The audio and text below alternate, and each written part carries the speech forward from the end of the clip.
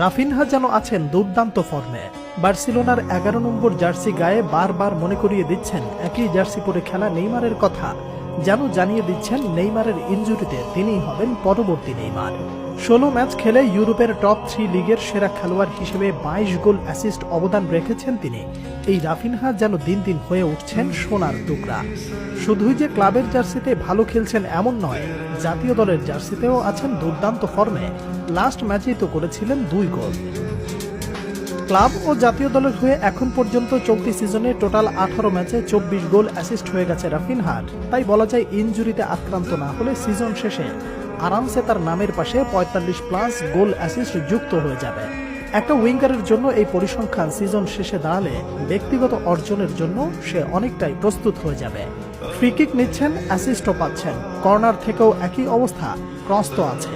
Lewandowski শুধু গোল করে যাচ্ছেন, আর এটাই তো তার কাজ, যেহেতু সে নাম্বার 9। অন্যদিকে রাফিনহার জন্য প্লাস পয়েন্ট হবে ফ্রি কিক, কর্নার এবং একাধিক অ্যাসিস্ট। এজন্য ব্যালন ডি'অরেও এগিয়ে যাবেন তিনি। সামনে এখনো দীর্ঘ পথ বাকি, চলতে থাকুক রাফা, তুমি এভাবেই চালিয়ে যাও। 11 নম্বর জার্সি গায়ে বারবার নেইমারের কথা মনে করিয়ে দিচ্ছেন রাফিনহা। নেইমারের মতোই অসাধারণ তালে দৌড়াচ্ছেন, অধিনায়ক হিসেবেও করছেন বেশ ভালো। রাফিনহার মাঝে এখন রামোস ভাইব আছে। কোনো সমস্যা হলে এগিয়ে যাওয়াটা ভালো লাগে।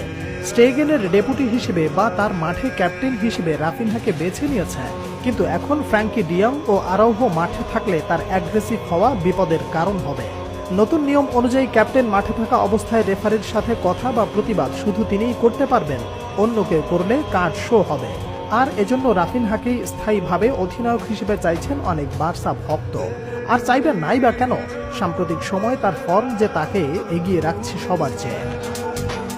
এই যেমন সেদিন ক্রেভেনিয়া জাভেজ্জার বিপক্ষে 58 মিনিটে সাবস্টিটিউট হয়ে মাঠ ছাড়ার আগে 1 গোল এবং 2 অ্যাসিস্ট করেন রাফিনহা। সেই সাথে 2টি বিগ চান্স ক্রিয়েট করেন, পাশাপাশি রেটিং ছিল 8.8, যা কিনা সর্বোচ্চ।